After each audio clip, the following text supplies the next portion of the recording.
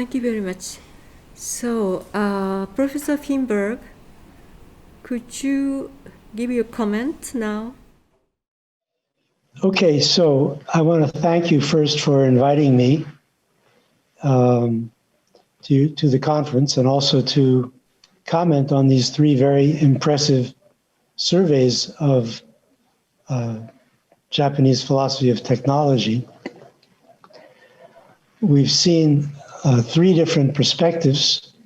First, Wasuji, who argues that technology is a mediator between human beings, and Miki, who discusses technology as a materialization of imagination, and then Nishida, who in a much larger view sees technology as creative interaction with the material world in history. So these are very interesting observations made at a time when reflection on technology in Europe was far less interesting and far more limited. And that raises a question. Why were such remarkable insights available to philosophers in Japan rather than in Europe? Well, first of all, it's clear that there's no precedent for the study of technology in Japan. Before the 20th century, we don't really have anything you'd call philosophy at least in the Western sense of the term. There's there's various forms of religious reflection, but technology doesn't play much of a role in it, so far as I know. What happened, of course, which changes this is the modernization of Japan, the importation of Western technology. And this was motivated by the desire to avoid colonization. And the Japanese sent missions abroad to study technology in Europe because they understood after Commodore Perry visited Japan, they understood clearly that they needed an industry in order to be able to resist Western intrusions. So a number of complicated processes occurred, a lot of which was involved imitation of Western ideas about government, about technology, about economy, even about dress, about painting. All kinds of adaptations were made at high speed in order to achieve this, the material conditions for national independence. And this produced a cultural trauma, which is reflected in the literature of the early 20th century very clearly, in Soseki, for example.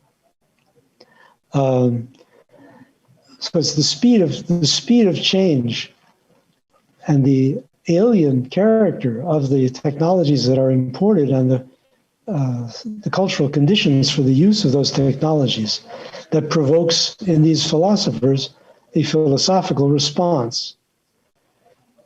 Now, it's interesting, this philosophical response is really quite different from what you have in Europe. In Europe, there's a lot of dystopian and romantic pessimism about technology. It culminates, of course, in Heidegger's famous essay on the question concerning technology, but that's by no means the first or the most influential expression of this trend. There's also in Europe a lot of deterministic, positivistic thinking about technology. Technology as a kind of force that derives from science, from truth, logic, that's extra social, and that intrudes on the social world from the outside. And in a way, you could say this is also present in the dystopian and pessimistic views, It's just not given a cheerful twist. It's seen as a bad thing. Well, in the Japanese situation, it's impossible to view technology in either respect, either in a dystopian or a deterministic respect. It's self-evident that the technology comes from a specific cultural milieu, the Western cultural milieu. If you bring a steam locomotive to Japan, no one can doubt that this is a European device. The idea that it might stem from some ultimate truth of the universe, I think just doesn't make much impression. And the dystopian view is there's a kind of romantic sense of loss of Japanese culture in the face of these changes, but it is not dystopian. It's more a kind of nostalgia. Kawabata, after the war, said he would write only elegies. Tanizaki said, we must reserve a small room safely protected from the bright electric lights that have now illuminated our nation. And in that room, we can conserve our aesthetic traditions. So I mean, you have a very clear sense here of a problem, but it is not understood in the way in which it is in Europe. So if we look at these three thinkers in this light, we can see very clearly that they are reflecting on what's happening to their country. Obviously, the social relations of people are being radically transformed, and Watsuji is aware of that, and he says technology is the mediator that is producing these radical transformations in social relations, and therefore we must understand technology as a kind of social phenomenon. Miki tells us that technology is the result of the cultural imagination. How can he not understand this when he sees that the Western cultural imagination is embodied in all these devices which arrive on Japanese shores as vectors of another civilization? And Nishida is aware that what is happening with this technological transformation of Japan has a character of destiny. It's not simply a implementation of a plan. It is a unpredictable transformation that will have all kinds of consequences that will come back in one form or another in the future. So I think it's pretty clear how the social context shapes the brilliant and precocious anticipations of contemporary philosophy of technology in Japan. But I think there's one more thing we can say, which I think is already alluded to by Murata-san, which is the contemporary relevance of these philosophical ideas. Something has happened that makes these thinkers relevant to us, and that's not to be taken as self-evident. It's not just because they were smart that we take them seriously. There's lots of smart people's ideas that have retained only the interest of small groups of specialists. These people are telling us things that talk directly to us. And that must mean that somehow our relation to technology has become problematic in ways that resemble the problematic status of technology in early 20th century Japan. And it's not hard to make the parallel. The internet is transforming our social relations and doing so as rapidly as anything that the Japanese introduced from the West in the early 20th century. The imagination is at work in technology. Again, we're celebrating it constantly with our talk of innovation and science fiction becomes now practically an academic discipline with future studies and so on. And then, of course, the biggest question of all is the unintended consequences of these technologies, which set us on new historical paths, the outcome of which we cannot foresee. So this is my comment then on these three interesting papers, and I hope that it will provoke some discussion.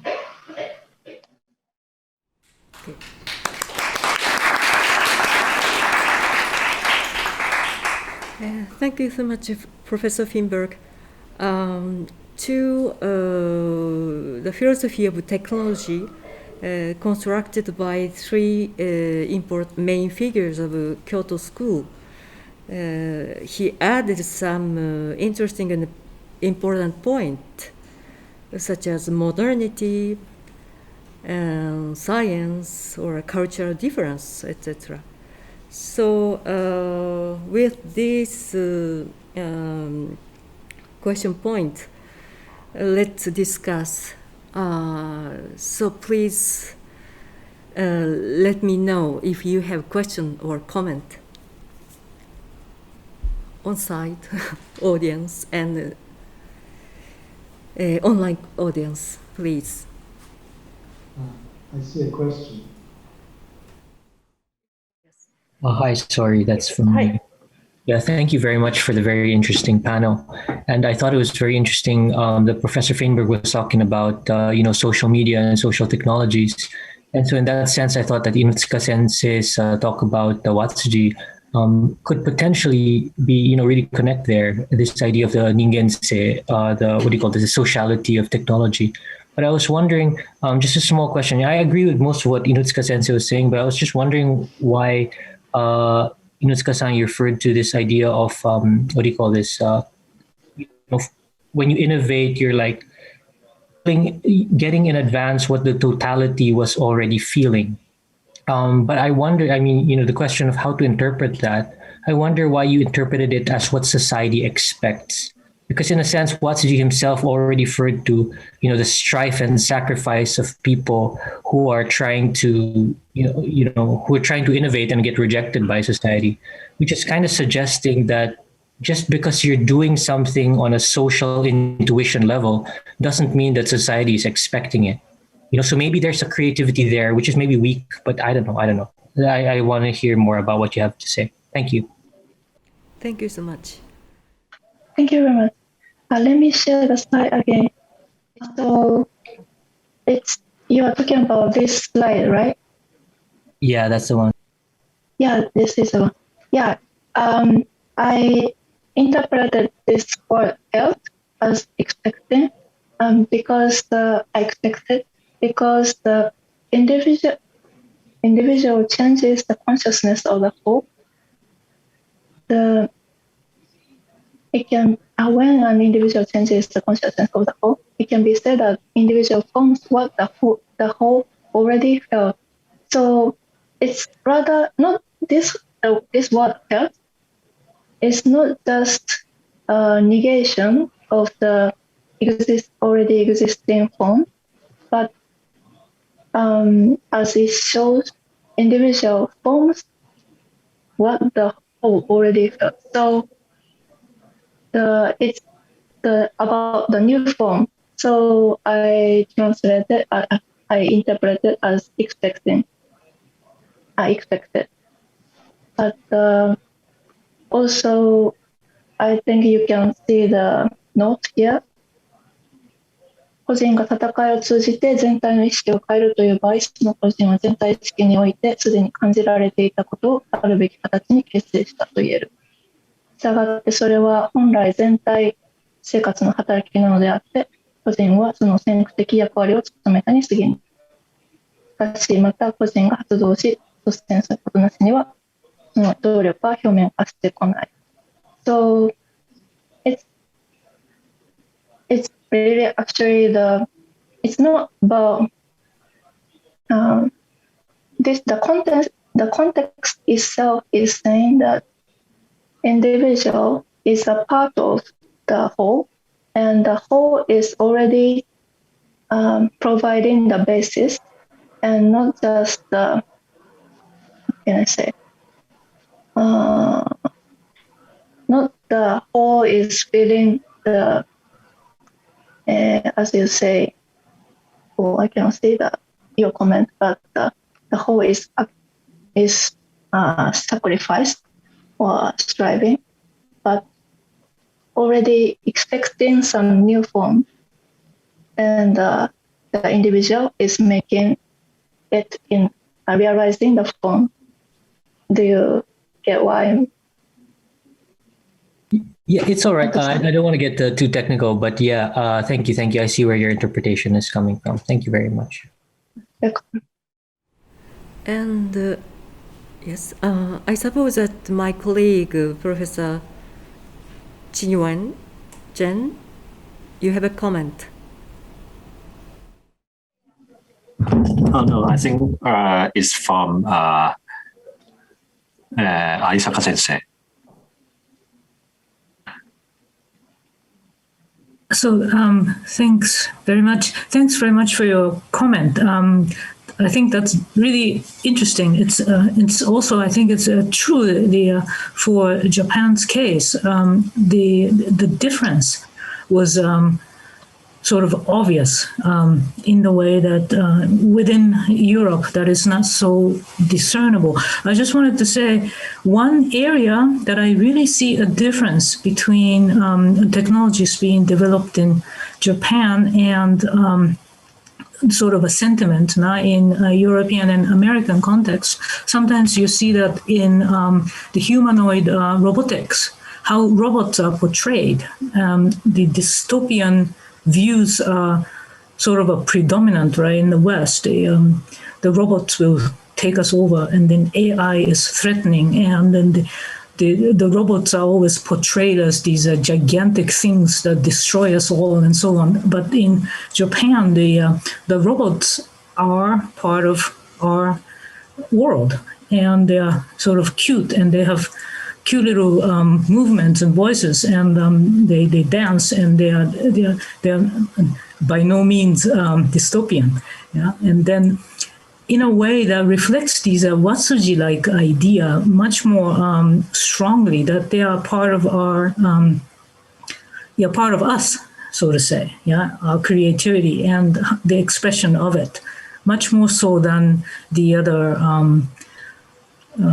philosophers, but maybe through these idea that the care, the notion of the care must be the sort of a leading principle by which these robots must be produced. That's very different from this idea from the robots primarily as production, part of the mega systems of a production, even though in Japan that too is a part of the major export item, these robots in production band.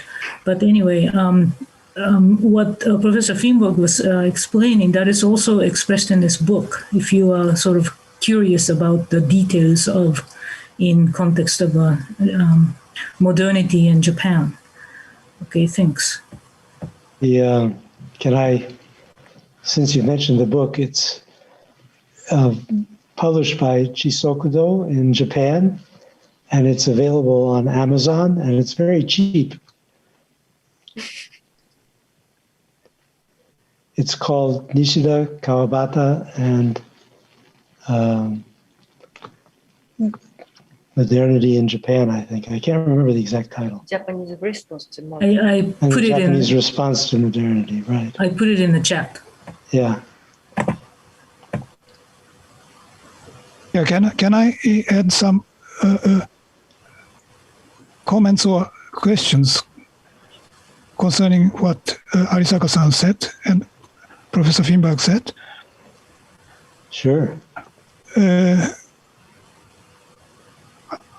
Every time I hear from you, it's very impressive that you indicate that the philosophy of technology in Japan That was demonstrated in our session. It's a kind of expression of a self-consciousness of modern Japan. So because of the rapid speed of the development of modernity in Japan, that required us a kind of reflection about the essence of technology. And the results are Nishida, Miki, Otosaka, and Watsuji, and so on. But it's very important to notice about this context from which we reflect about the philosophy of technology. But these results were realized about 1920 or 1930s.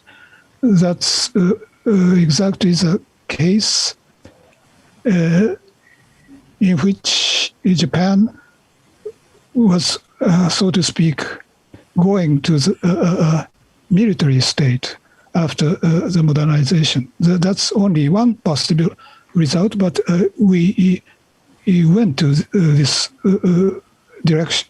To this direction, and after the World War II, unfortunately, in Japan there was very little attention to the philosophy of technology at least in the academic world of philosophy. Only a few people who belong to Marxism, for example, tried to make reflection on technology, and some futurists said some positive things about the development of technology, but in the real philosophical reflection or in the academic world of philosophy, there were very few attempts. Only recently we developed, or we can find several interesting trials of the young generation. So how do you think this present situation of Japan? I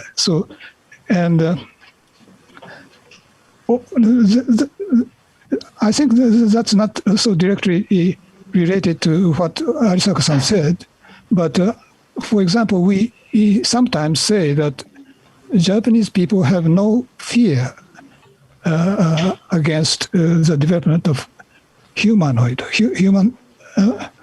robots whose form are very similar to the real human beings. But actually, what we know the robots as which is dealt with as a kind of a caretaker or a player, or which gives us some relaxing and so on, they are not really considered to be a human. That's only how can I say, toys, or something that never been become real human. I think only on the presupposition that Japanese people believe that these things are not human beings, they can receive these robots so freely. In this sense, so our attitude to the technology and technological artifacts is always so ambiguous, not so clearly reflected, I think. So that's only my impression which I had from what you said. Yeah, I think that's very true. Once I heard somebody explain about the robot caretakers. I don't want to be embarrassed by another person looking at me. So therefore, I would prefer a robot taking care of me. then I don't have to feel bad about taxing the other person, or that maybe the other person would pity me, or that the other person. So in other words, the fact that it's not the human is essential to the idea of care robots, that you don't have to bother another human being and that you don't have to be embarrassed. Yeah, so I think that's completely true about the humanoid robot. The other part of your comment has to do with the strange fact that Japan, after World War II, was no longer interested in philosophy of technology, while of course it was busy becoming a technological powerhouse on a global scale, certainly on a far larger scale than anything it was capable of before World War II. So there's a kind of paradox. When Japan was still a developing country and quite inferior to Britain or the United States technologically, that's when there was all this exciting discussion of technology. And once things got really going, forget it. We don't even talk about that stuff. We're too busy with our Nietzsche and our Husserl. So at least it wasn't with Quine and Putnam. But I think there is definitely a problem to be solved there. We, of course, have tried to interest Japanese philosophers in technology for quite a while, and our success is at best rather limited. And I'm not sure what the explanation is, but certainly a part of this has to do with the fact that before World War II, whether it was connected to the militarization or not, I don't think that's really essential to what was going on. There was a definite optimism about Japan's future as a member of the world community. Japan was an important country. It was going to be an important country. It had something important to offer. It had a destiny, and technology played a central role in achieving that destiny. After World War II, the assumptions people make about Japan are far more realistic and modest. So you get the switch from the sweeping philosophy of someone like Nishida to the much more modest concern with trends in European philosophy.